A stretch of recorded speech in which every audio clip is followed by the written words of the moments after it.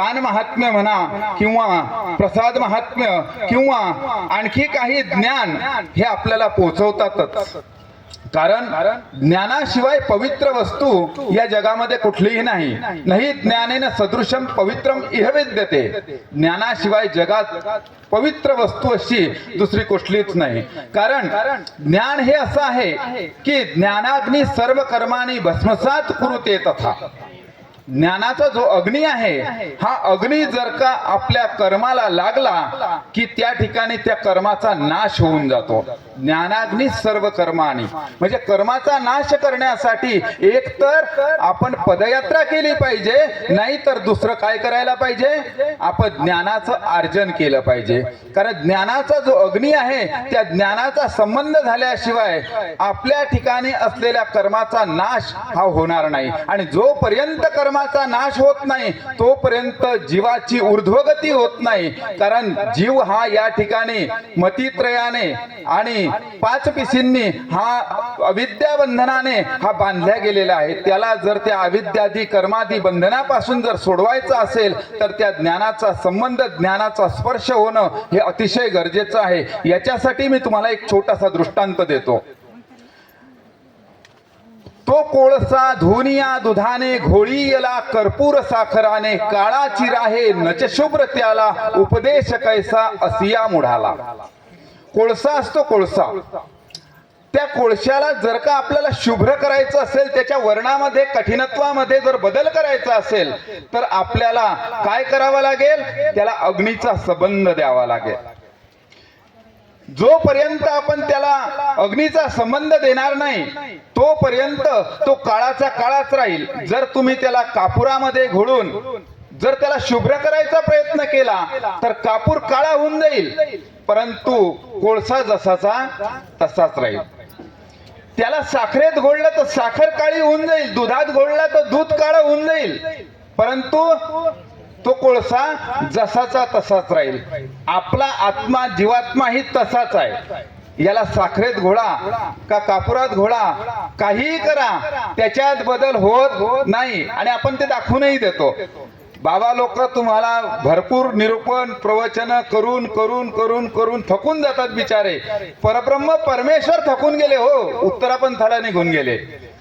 ते थकून निघून गेले की आता मी दुसऱ्या जीवांना संबंध देतो, आता तुमचं पाळं संपलं. आणि म्हणून स्वामी निघून गेले आणि आमच्या सारख्यांना सोडून गेले की आता तुमच्याकडे ही जबाबदारी, तुम्ही आता यांना ज्ञान पाजळत राहा आणि तुमच्याकडून जेवढे होतील तेवढे करत राहा. अशा पद्धतीनं त्या ज्ञानाचा जो अग्नी आहे तो जर का आपल्या या संबंधाला, जीवाला जर संबंध झाला तर आपल्याला मोक्ष प्राप्तीकडे वाटचाल मोकळी होते.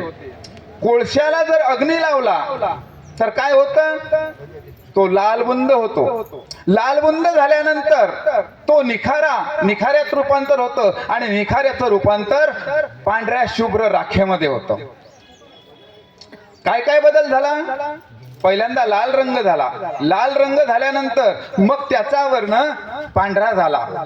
जो कडकपणा होता, कठीणपणा होता, तो कठीणपणाही संपून गेला, त्याच्या ठिकाणी मृदुता आली.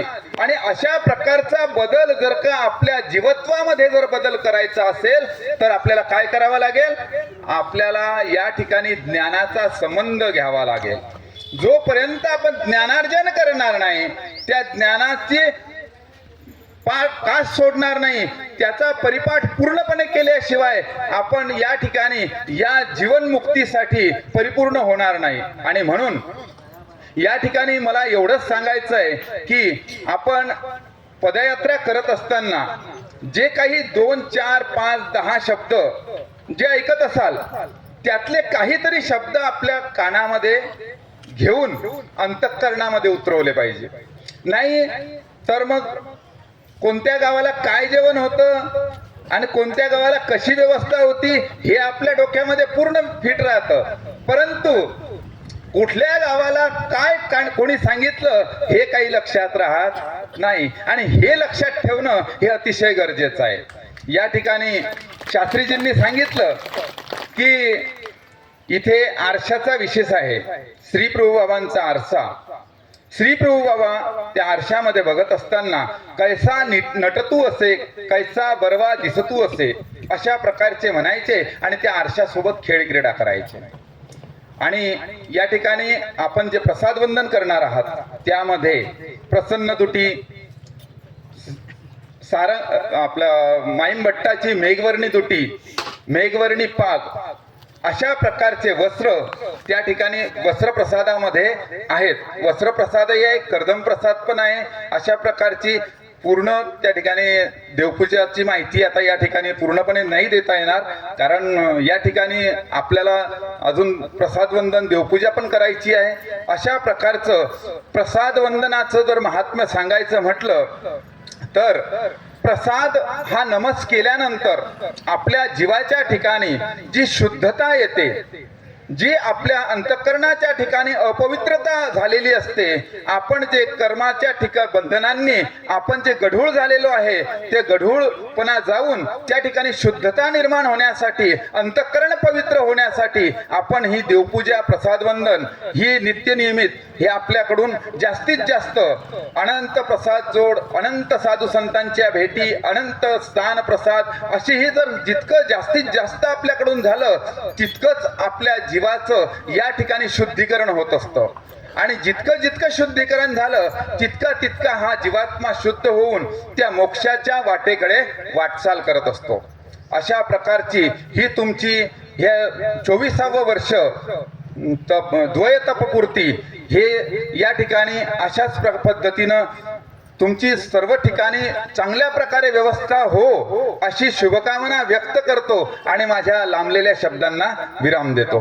सर्वज्ञ श्री चक्रधर स्वामी की जय. धन्यवाद बाबाजी. बाबांसाठी एकदा आपण जोरदार टाळ्या वाजवा. बाबांनी सांगत असताना खूप सुंदर असा दृष्टांत सांगितला आणि ते मलाही पटला. बाबा हे आमचे कोळसे साधेसुधे नाही, हे दगडी कोळसे. यायला पांढरं करण्याच्या नादामध्ये आम्हीच काळे होऊन गेलो. बरोबर आहे. कुठे मंडळी आपली पुरुष मंडळी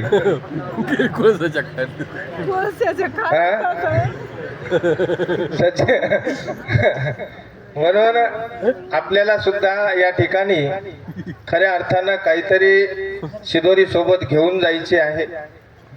आपल्या कोळशाला अग्नी प्रज्वलित करायचा आहे आपल्याला पदयात्रेत, म्हणजेच त्याचा निखारा आणि मग त्याचं रूपांतर राखेमध्ये होईल, शुभ्र रंग येईल आपल्याला.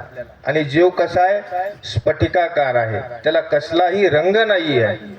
म्हणून अशा पद्धतीने सुंदर दृष्टांत देऊन बाबांनी आपल्याला या ठिकाणी निरोपण केलेलं आहे. खऱ्या अर्थानं ज्ञानाग्नी दग्ध कर्मानम तमाहू पंडितम बुधा. कर्म क्षाळण्याचे अनेक प्रकार आहेत. त्यामध्ये प्रामुख्यानं ही पदयात्रा, पदयात्रेमध्ये तुम्ही घ्याल तसा लाभ आहे, लक्षात ठेवा. हे आपल्यावर आहे. बाबांनी सांगितलं, देवानी सांगितलं, देव निघून गेले, तेव्हापासून ही ज्ञान परंपरा आजपर्यंत चालत आलेली आहे. ही सर्व संचालक मंडळी आपल्याला सदोदित सातत्यानं ज्ञानदानाचं कार्य करत आहे.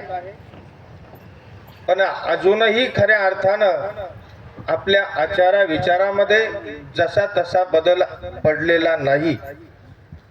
त्यासाठी आपल्याला या पदयात्रेमध्ये आपण आला, पदयात्रेतून काय घेऊन जायचं हे तितकंच महत्वाचं. समुद्राच्या दृष्टांताप्रमाणे कवनी एकू समुद्राचा उद्यम करीती गेले. त्या ठिकाणी काही लोक होते तुमच्यासारखे, माझ्यासारखे, शिंपले भेटले. हा बरं झालं शिंपले भेटले. ते आले घरी निघून, बाजारात विकले, 200 रुपये आले. एक दिवसाचा उदरनिर्वाह भागला. पुन्हा दुसऱ्या दिवशी काय शिमगा. त्याच्यानंतर काही विद्वान लोक होते, ते म्हटले अरे हा समुद्र आहे, ये समुद्री काही एक नसे, काही नाही म्हटले या समुद्रामध्ये. त्या आतमध्ये गेले, त्यांना माणिक मोती सापडले. मग माणिक मोती घेतले, बाजारामध्ये गेले, विकले. त्याचे 2000 रुपये आले. 8 दिवस त्यांचा उदरनिर्वाह भागला. मग 8 दिवसानंतर काय? शिमगा. शिमगा लक्षात आलं की नाही? पुन्हा काय? त्याच्यानंतर काही विद्वान लोक होते तुमच्यासारखे, ते म्हणले, अरे हा समुद्र आहे, ये समुद्री काही एक नशी, ये समुद्री अनर्घे रत्ने असती. ते आतमध्ये गेले, शोध घेतला, बघितलं, त्यांच्या हाताला रत्न सापडलं. त्यांनी बघितलं, राजाकडे घेऊन गेले आणि राजाकडे घेऊन गेल्यानंतर राव रत्न पारखी बोलावी, रत्नाची परीक्षा करणारा त्या राजाने बोलवला. त्याने हातात घेतलं, सगळ्या बाजूनं बघितल्यानंतर राजाला सांगतो, येशी रूप नाही, हे अमोलिके रत्ने, याचं मोल केल्या जात नाही आणि याचा जो कोणी मोल करेल तयाची जिवे कुष्ठ लागे, तथा तयाची जीभ झडे. का? तर हे अमोलिक रत्न आहे, अनमोल आहे. तसा तुमचा देह, तुमचा जीवात्मा हा अनमोल आहे. याची किंमत कुठेही केल्या जाऊ शकत नाही, न होणार नाही. ध्यानात ठेवा.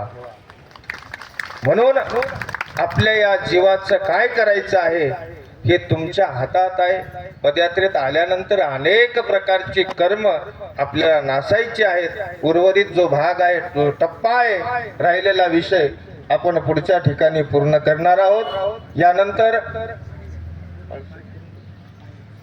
यानंतर पुरुष वर्गाचं या ठिकाणी पाळं होईल. पालखीचा दिला या ठिकाणी एक छोटीशी आरती होईल आणि आरती झाली की